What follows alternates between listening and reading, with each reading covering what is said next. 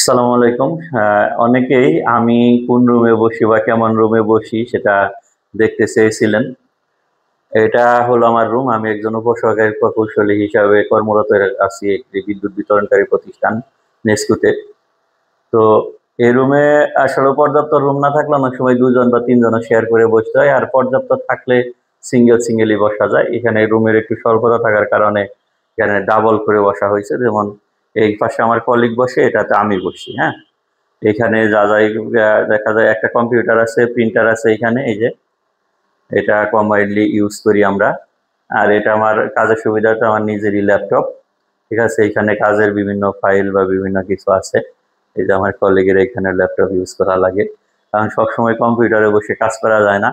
এখানে এই যে কম্পিউটারটা আছে, একটি স্ক্যানার, ঠিক আছে? আর প্রিন্টার। আর হলো এই পাশে দেখুন যে আমরা মূলত আসলে যে কাজগুলা করে থাকি এগুলা সবই ফাইল আপ করা আছে। যে কাজগুলো করা হয় বিভিন্ন ডায়েরি।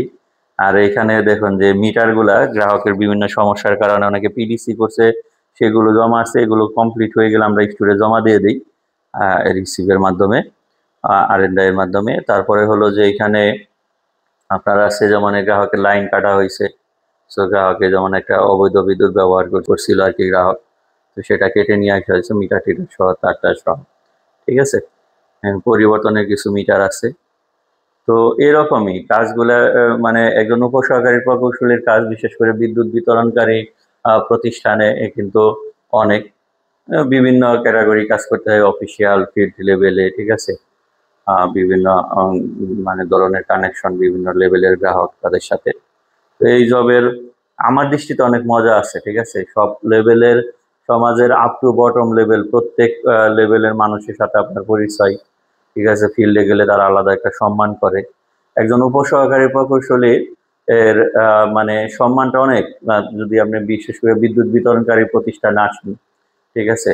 আর আপনি যদি ন্যায় নিষ্ঠার সাথে গ্রাহক সেবা দিয়ে থাকেন তাহলে গ্রাহক আপনার জন্য মানে কি বলবো যে জান প্রাণ দিয়ে দিয়ে এরকম অবস্থা গেলে, ঠিক আছে?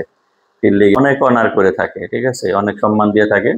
তবে আপনি যদি অসৎ হন এবং গ্রাহক সেবা সঠিকভাবে না দেন তাহলে অনেকেই আছে ফিল্ডে গিয়ে গ্রাহকের হাতে হেস্তনেস্ত হয়ে আসে।